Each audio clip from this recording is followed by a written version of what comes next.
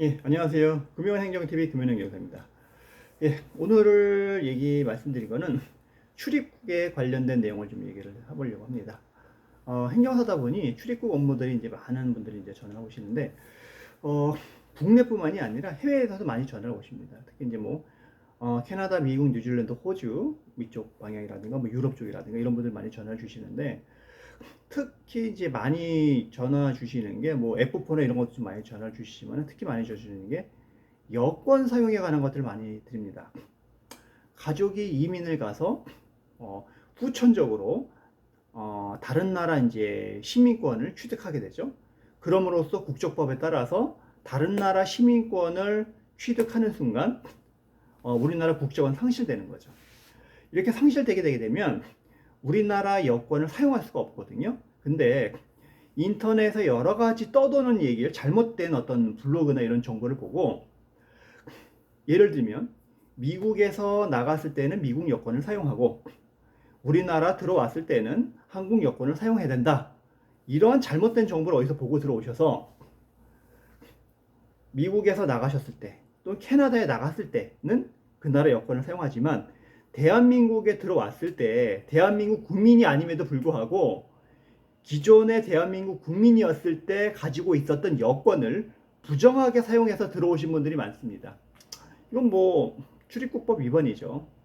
그래서 이렇게 장기 체류하거나 신고가 안 되거나 또 걸리시게 되게 되면 문제가 많죠. 그래서 기왕에 이렇게 들어오신 분들이 또 한국에 오셔가지고 그런 부분 또 자문을 많이 하시고 한국에 와서 정말로 진실을 알게 되시는 거죠. 이게 잘못됐다, 여권을 부정하게 사용된 부분인 거다, 이게 잘못되게 되게 되면은 출국 명령을 받을 수 있고 그걸로 인해서 나중에 재입국을 할 때 입국 규제가 걸 수도 있고 또 나갈 때 걸리다가 걸리게 되면 범칙금을 또 많이 물을 수 있다, 이런 정보를 어떻게 취득하시거나 저희 행정사한테 자문해서 알고 좀 임박해서 나가셔야 되는데 걱정을 하셔서 찾아오신 분들이 굉장히 많으십니다.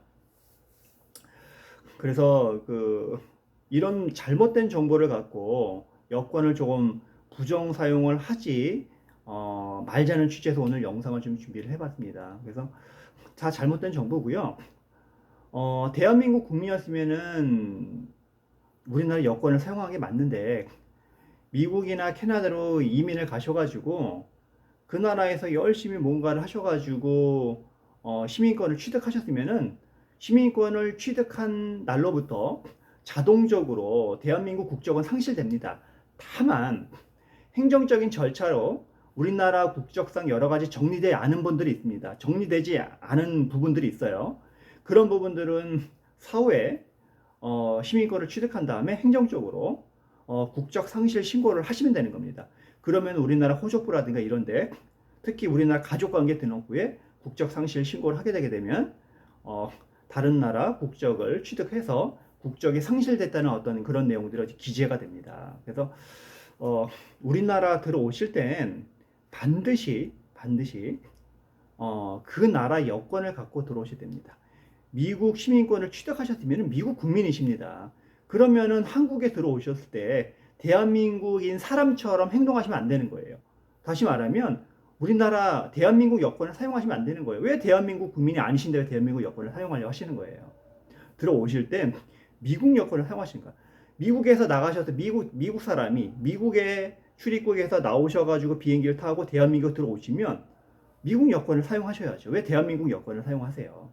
그러다가 걸리시게 되게 되면 출국 명령 받고 범칙금 내고 또 여러 가지 상습적으로 그렇게 하신 분들은 또 해가지고 입국 규제에 걸리시고 대한민국 계속 왔다 갔다 하셔야 되고 한국에 일가 친척 다 있고 뭔가 사업체가 있으셔야 되는데 사업체가 있어서 왔다 갔다 하시고 뭔가를 하시거나 아니면 출장 왔다 갔다 하셔야 되는데 그런 거를 잘못 사용하시다가 입국 규제라도 걸리시면 2년, 3년, 4년, 5년, 어떤 분은 10년까지 이렇게 걸릴 수 있는 부분인 건데 출입국 관련법 위반이잖아요. 이런 부분은 조금 문제가 있으시기 때문에 혹시라도 지금 현재 대한민국에 계신 분들 중에서 조만간 나가야 되는데 염려가 된다 하시는 분들은 뭐 전문 행정사나 이런 전문가들을 통해서 사전 신고를 하고, 사전 신고를 하시면 내가 주소지 있는 관할 출입국 사무소 가셔가지고 사전 신고를 사번과에다 하시면 됩니다.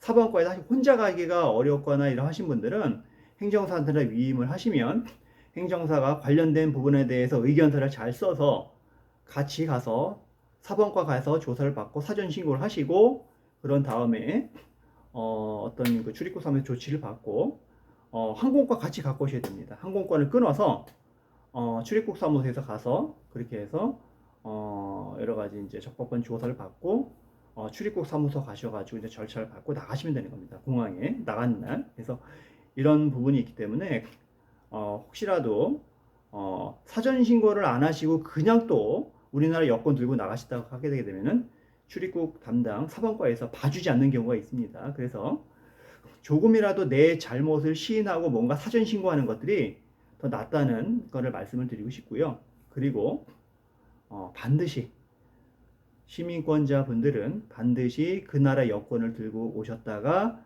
그 여권을 갖고 나가시기 바랍니다. 혹여라도 제가 아까 다시 한번 말씀을 드리면, 혹여라도 대한민국 여권을 갖고 오신 분들은 사전 신고를 하시고 미리 신고를 하세요. 신고를 하셔가지고 자진 납세하시는 겁니다. 자진 납세 하셔가지고 그 부분에 대해서 면책을 받으세요.